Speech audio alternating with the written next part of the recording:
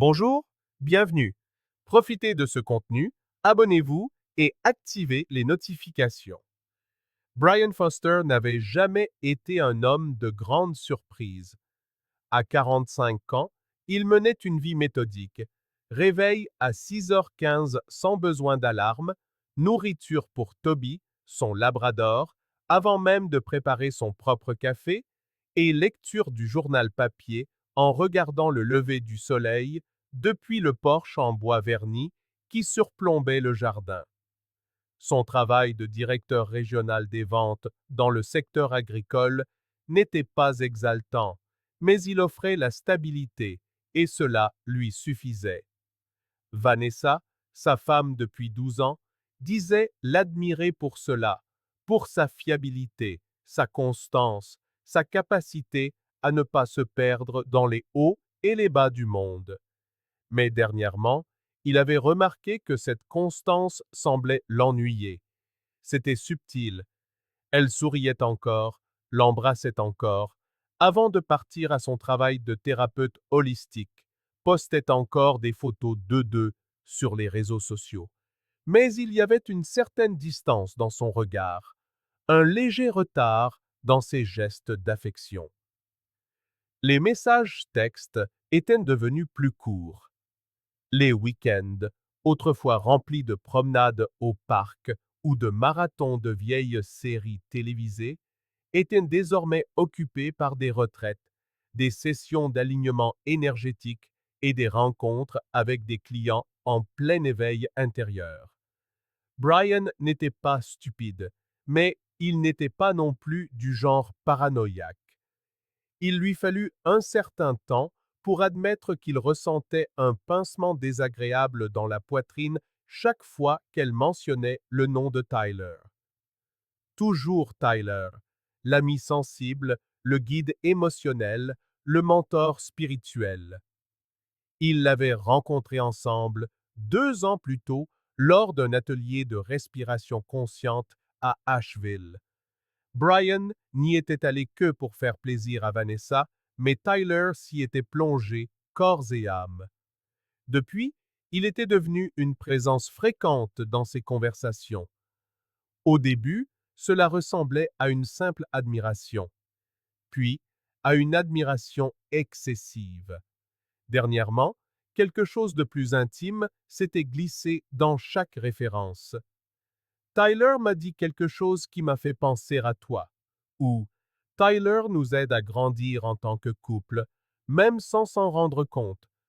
Mais Brian ne s'attendait pas à ce que Vanessa franchisse le pas de manière aussi directe. C'était leur anniversaire de mariage, 12 ans. Il avait préparé un dîner simple à la maison, pâtes fraîches, vin rouge, feu de cheminée. Toby dormait au pied du canapé, et c'est là qu'elle a posé sa fourchette, l'a regardé dans les yeux avec une douceur étudiée et a dit « Brian, que penserais-tu si on invitait Tyler à passer un week-end avec nous à la maison du lac? » La question resta suspendue dans l'air pendant des secondes qui semblèrent bien trop longues. Il ne répondit pas tout de suite. Il se contenta de regarder son visage, cherchant ce qu'il restait de la femme dont il était tombé amoureux. Vanessa souriait gentiment, comme si elle proposait quelque chose d'anodin. Peut-être que dans son esprit, ça l'était vraiment.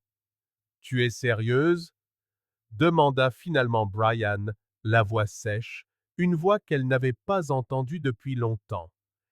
Vanessa hocha lentement la tête, comme si c'était un geste de maturité conjugale. Ce serait bon pour nous, c'est quelqu'un qui nous aide à grandir émotionnellement. Je pense que sa présence pourrait nous ouvrir de nouvelles possibilités. Brian rit, mais pas de bon cœur. Il rit nerveusement, incrédule, mais seulement à l'intérieur. Extérieurement, il resta calme. Il porta un toast à la proposition, entrechoquant doucement son verre contre le sien. « Bien sûr, » répondit-il. « Pourquoi pas? » Cette nuit-là, allongé à côté d'elle, il avait déjà pris sa décision. Il n'y avait plus de doute, seulement un plan qui se formait tranquillement. Si elle voulait tester les limites de leur mariage, il lui montrerait qu'il savait jouer aussi, mais de manière plus intelligente. La semaine suivante, Vanessa s'affaira à préparer le week-end à la Maison du Lac, une propriété héritée du père de Brian, nichée dans une zone boisée près du lac Lure, en Caroline du Nord. C'était son endroit préféré. Là-bas, disait-elle, l'énergie circulait mieux. Elle choisit des vins, de l'encens, des tapis de méditation. Elle mit de côté des livres sur le tantra, prépara des playlists avec des bols chantants tibétains et s'acheta une nouvelle robe en lin blanc.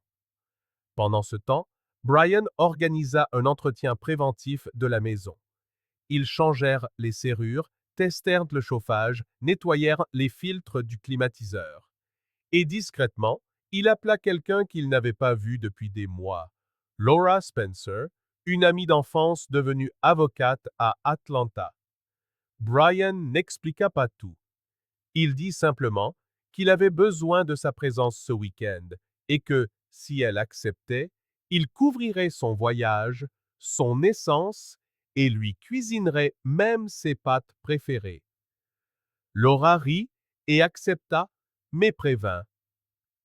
Si ça se transforme en une de ces histoires qui finissent en désastre conjugal, préviens-moi avant. Brian répondit simplement: Je ne connais pas encore la fin, mais je te promets qu'elle sera inoubliable. Sur la route vers le lac, Vanessa était plus légère que jamais. Elle riait sans raison, fredonnait de vieilles chansons, lui tenait la main dans la voiture. Elle parlait comme si tout était parfaitement équilibré. Pour elle, inviter Tyler n'était qu'une conséquence de l'évolution émotionnelle du couple. Brian se contentait de sourire, conduisant en silence, les yeux fixés sur la route, le cœur engourdi. Quand ils arrivèrent, Vanessa sortit de la voiture avec enthousiasme, commentant l'odeur de l'herbe et la température parfaite pour une baignade matinale.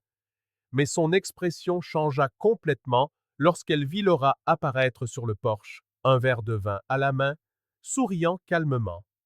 Laura demanda Vanessa, la voix soudainement basse. Surprise, dit Brian en saisissant les valises. J'ai pensé que ce serait bien d'avoir quelqu'un de spécial avec nous ce week-end, tu ne trouves pas? La réponse de Vanessa resta coincée dans sa gorge. Et là, dans cette pause gênante, la première fissure irréparable s'ouvrit.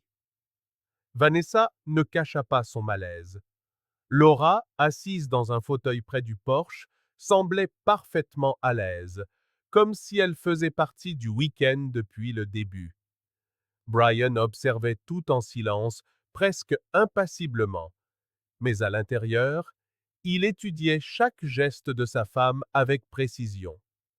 Vanessa souriait poliment, mais son regard naviguait entre le visage de Brian et le verre de vin de Laura, comme si elle ne comprenait pas ce qui se passait, ou pire, comme si elle était sur le point de perdre le contrôle de quelque chose qu'elle pensait acquis. Je ne comprends pas vraiment. Tu avais dit que nous passerions du temps seuls, murmura Vanessa dès que Brian entra dans la maison avec les valises. Et nous le ferons, répondit-il calmement. Laura ne reste que jusqu'à demain matin.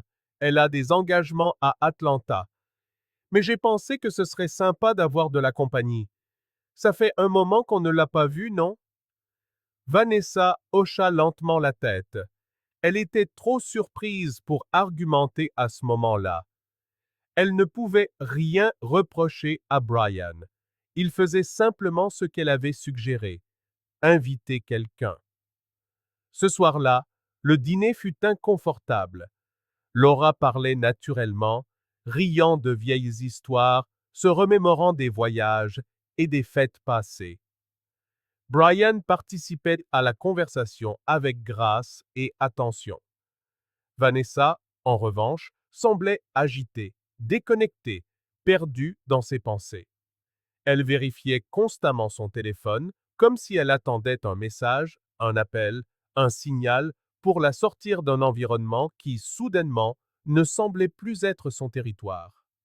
Le lendemain matin, Laura les remercia pour leur hospitalité et partit, laissant derrière elle une atmosphère saturée de tension.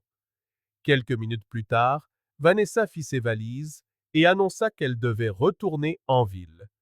Elle dit qu'elle avait mal à la tête, qu'elle avait peut-être abusé du vin, qu'elle n'était pas en phase avec le lieu. Brian n'insista pas. Il la regarda simplement partir à la hâte, laissant derrière elle la robe en lin toujours accrochée à la porte du placard. Dès qu'elle disparut au bout de la route, Brian composa un numéro qu'il avait discrètement enregistré quelques jours plus tôt. Le détective privé s'appelait Carson Blake. Il était expérimenté, discret et offrait un service presque chirurgical, livrant des preuves sans laisser de traces. En 1 heure, il était déjà en mouvement, prêt à suivre les pas de Vanessa. Le jour même, en fin d'après-midi, Brian reçut les premières images. Vanessa s'était installée dans un hôtel de charme à Charlotte, mais elle n'était pas seule. Tyler arriva peu après, portant une casquette et des lunettes de soleil comme s'il fuyait quelque chose. On les vit ensemble au restaurant de l'hôtel, puis se promenant main dans la main dans une galerie d'art, et enfin entrant dans sa chambre. Les images ne laissaient aucun doute. Ils étaient plus que de simples amis spirituels. Brian n'était pas surpris. Déçu, oui, mais pas surpris. Cela ne faisait que confirmer que le lien entre eux s'était rompu bien avant cette nuit de vin et de cheminée. Mais plus que de la tristesse, ce qu'il ressentait était une clarté glaciale. Il ne voulait pas de vengeance par colère. Il voulait la justice par dignité. Et surtout, il voulait que Vanessa affronte les conséquences de ses choix de la manière la plus percutante possible devant sa propre mère. Vanessa rentra tard ce soir-là, évitant les explications. Le dîner avait déjà refroidi sur la table, et Brian l'attendait, assis, le visage sans expression. Ils n'échangèrent que le strict nécessaire. Des mots courts, fonctionnels, comme deux étrangers partageant le même toit. Aucune mention de Charlotte, aucune justification. Et, à sa grande surprise, aucune question sur la présence de Laura à la maison du lac. C'était comme si Vanessa préférait s'accrocher au silence plutôt que d'affronter la vérité. Le lendemain, Brian planifia tout avec précision. Il imprima les photos sur du papier mat de haute qualité. Pas pour les diffuser en ligne, pas pour humilier publiquement, juste assez pour qu'il n'y ait aucun déni possible.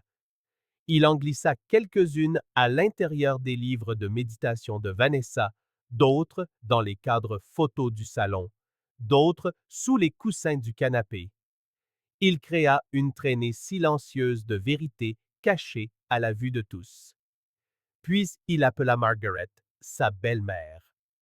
Il dit qu'il aimerait l'inviter pour un dîner spécial.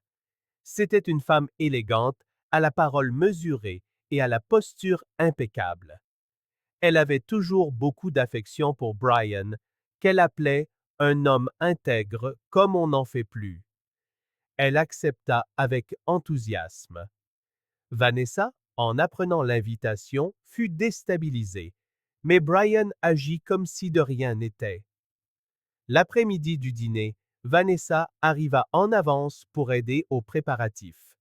Elle était visiblement nerveuse. Demanda si tout allait bien entre eux. Brian répondit que oui, et qu'elle était magnifique. Cela la déstabilisa encore plus. Quand il mentionna qu'il avait invité sa mère à se joindre à eux pour le dîner, Vanessa trouva le geste étrange, comme si cela n'avait aucun sens d'inclure Margaret dans une soirée qui, jusque-là, semblait destinée uniquement au couple. Elle le questionna d'un regard suspicieux, Mais face au calme de Brian et à la justification que ce serait bien pour tout le monde d'être ensemble, elle finit par accepter, bien qu'à contre-cœur. Margaret arriva ponctuellement à 19 heures. Elle portait du bleu marine et avait apporté une tarte aux pommes. Elle serra Brian affectueusement dans ses bras et salua sa fille tendrement. Ils s'assirent à table et commencèrent à discuter de banalités. Le temps, la politique locale, le nouveau projet de Vanessa, avec des patients en quête de guérison intérieure. C'est alors que Margaret prit la serviette posée devant elle. En la dépliant, elle trouva une photo. Vanessa et Tyler, riant, se tenant la main. Brian fit semblant de ne pas remarquer. Margaret se tut, mais ses yeux parcoururent lentement l'image. Elle en prit une autre sous le vase de fleurs au centre de la table, puis une autre sous son verre de vin. Le silence devint pesant. Vanessa tenta de prendre les photos des mains de sa mère, mais Margaret se retira fermement. Est-ce que c'est vrai? Demanda-t-elle, la voix tremblante. Vanessa ne sut que répondre. Brian se leva alors et dit calmement: Tu n'as pas besoin de voir le reste. Je vais appeler une voiture pour te ramener. Je suis désolé de t'avoir impliqué là-dedans, mais je pensais que tu méritais de savoir qui est devenue ta fille. Margaret baissa la tête. Elle ne discuta pas. Elle prit son sac, regarda sa fille avec une profonde déception et partit sans dire un mot de plus. Vanessa resta figée. Elle ne pleurait pas, ne parlait pas, respirait juste rapidement comme si elle luttait pour garder le contrôle. Brian, debout, dit simplement: Maintenant, il n'y a plus que nous deux. Et là, dans ce silence tendu, l'orage qui avait été contenu commença à se former. Vanessa se tenait au milieu du salon comme si le temps s'était figé autour d'elle. Les photos étaient maintenant éparpillées partout, non seulement pour être vues, mais pour être ressenties. La présence de chaque image était comme une voix criant ce qu'elle avait tenté de cacher pendant des mois. Brian se déplaçait lentement, ramassant silencieusement les verres sur la table et les emportant vers l'évier. Son calme semblait plus menaçant que s'il avait crié. Elle s'approcha lentement, le visage tendu, les yeux agités. « Tu as tout planifié? » « Oui, » répondit-il, toujours de dos. « Tu m'as donné la raison, je lui ai juste donné une structure. »« Tu as appelé ma mère pour voir ça? Quel genre d'homme fait ça? » Brian se retourna lentement et la regarda droit dans les yeux. Le genre d'homme qui a été humilié sans élever la voix. Le genre d'homme qui s'est assis à côté de sa femme alors qu'elle demandait à faire venir son amant, déguisé en ami, pour passer un week-end dans la maison héritée de son père. Le genre d'homme qui en a eu marre d'être pris pour un imbécile en faisant semblant que tout était normal. Vanessa croisa les bras, essayant de maintenir une certaine contenance. Ça ne justifie pas ce que tu as fait à ma mère. Et ce que tu m'as fait, ça justifie quoi exactement? Interrompit Brian, la voix ferme, sans élever le ton, mais avec des mots aussi tranchants qu'un rasoir. Tu voulais que je fasse de la place dans mon mariage pour un autre homme. Tu voulais que j'invite le type qui te touchait dans mon dos à partager le feu de cheminée avec nous. Et tu t'attendais à ce que je dise quoi? Bien sûr, chérie, prends 2 oreillers. Dormons tous dans le même lit. Vanessa baissa les yeux un instant, puis tenta de s'expliquer. J'étais confuse. Je pensais qu'on pourrait essayer quelque chose de différent. Tu as été si distant ces derniers mois. Il y a j'ai dit. Distant? Il rit sans humour. J'étais occupé à essayer de maintenir un mariage où un seul de nous deux était réellement présent. Tu m'as remplacé par des messages codés, des réunions énergétiques, des contacts cachés lors de retraites dont j'ignorais même l'existence. Tu voulais quelque chose de différent? Tu l'as eu. Tu ne t'attendais simplement pas à ce que la différence vienne de moi, n'est-ce pas? Elle se dirigea vers le canapé et s'assit, se massant les tempes avec les doigts. J'ai fait une erreur, d'accord? J'ai tout gâché. Mais tu as monté tout ça comme si c'était un jeu malsain. Brian s'approcha lentement, s'arrêtant devant elle. Ce n'était pas un jeu, c'était le seul moyen pour que tu vois ce que tu refusais d'admettre. Tu n'es pas tombé dans un piège, Vanessa. Tu en as construit chaque étape avec tes choix. Elle se leva alors avec colère. Que veux-tu maintenant? Que je parte? Que je te supplie de me pardonner? Non, répondit-il sèchement. Je veux que tu assumes, sans détour, sans justification. Dis-le simplement. J'ai trompé mon mari. Elle hésita, regarda le sol, puis le regarda. Et pour la première fois, sans défense ni argument, elle dit simplement « Je t'ai trompé ». Le silence qui suivit fut écrasant. C'était le bruit de quelque chose qui se brisait complètement. Il n'y avait plus de masque, plus de fantasme. Seulement ce qui restait, un amour mort, un homme dévasté, et une femme qui semblait seulement alors comprendre la profondeur de l'abîme qu'elle avait creusé. Brian se dirigea vers le bureau, prit un dossier bleu et revint.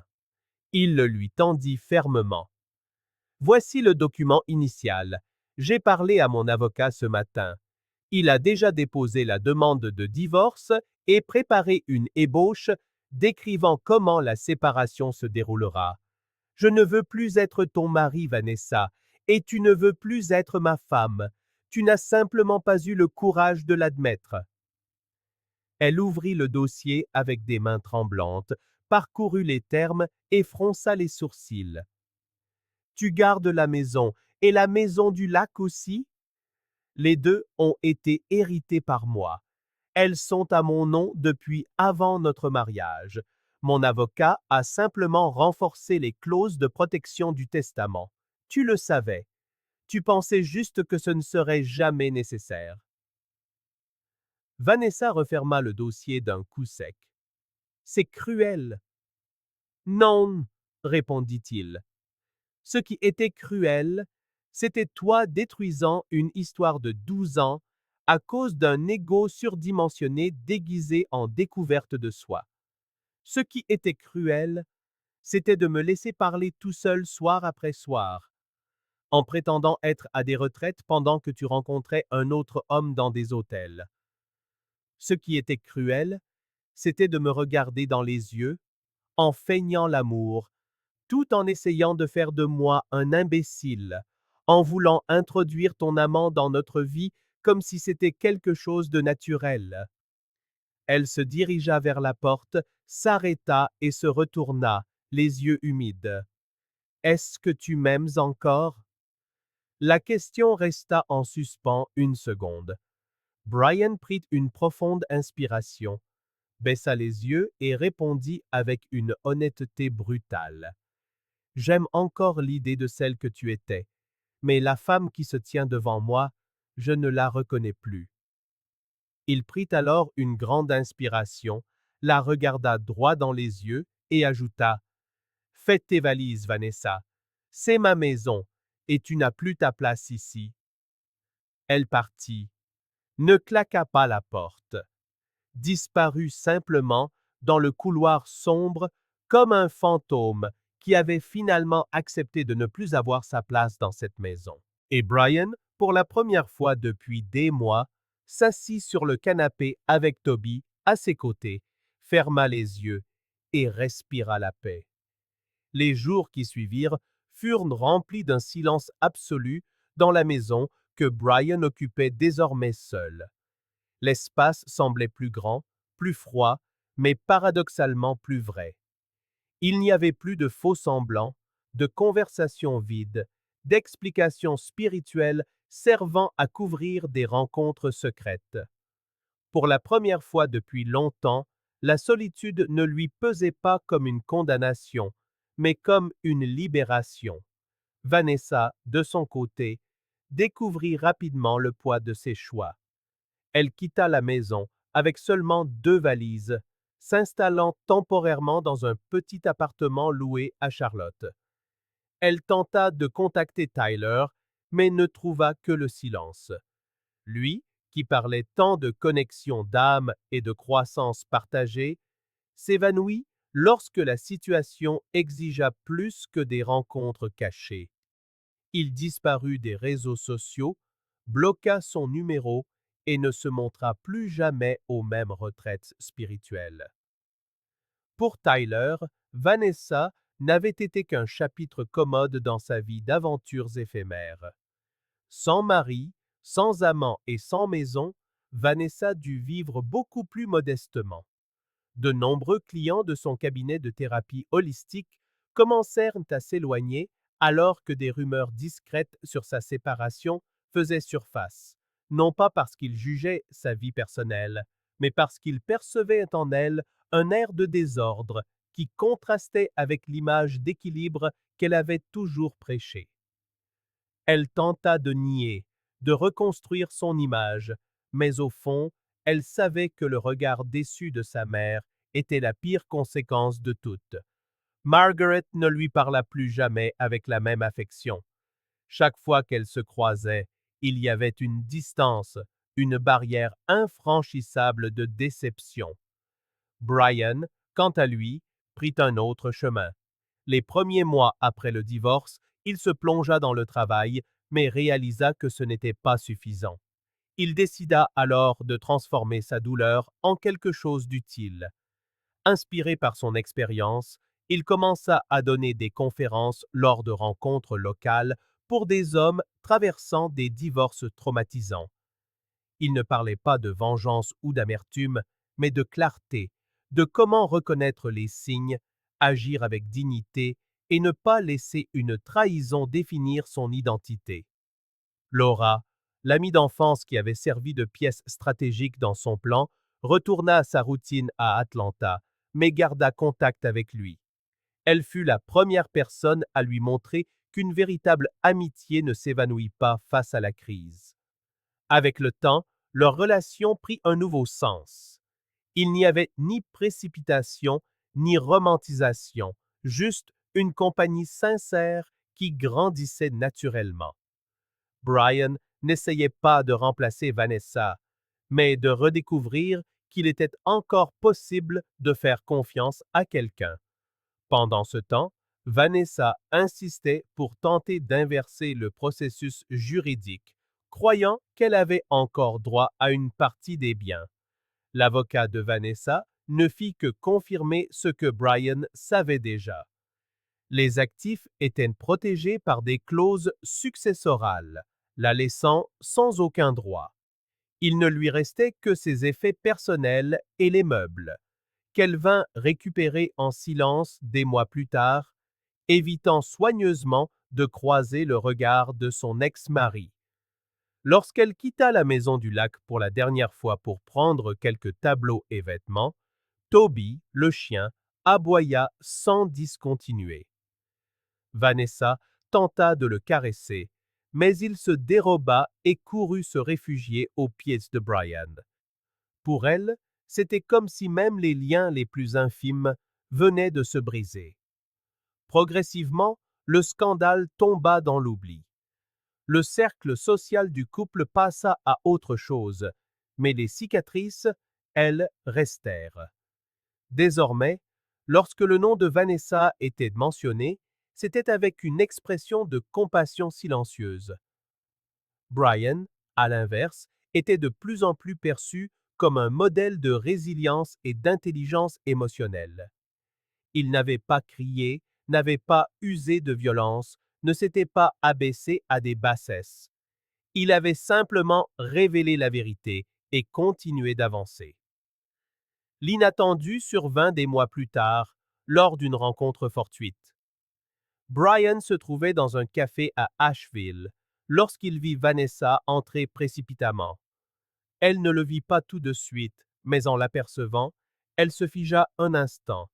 Elle s'approcha de lui et lança: Je n'aurais jamais imaginé que tu serais capable de me faire ce que tu m'as fait. Brian referma son journal et répondit calmement: Moi non plus. Je n'aurais jamais imaginé que tu serais capable de me faire ce que tu m'as fait. Nous sommes quittes. Elle baissa les yeux, marmonna quelque chose d'inintelligible et tourna les talons.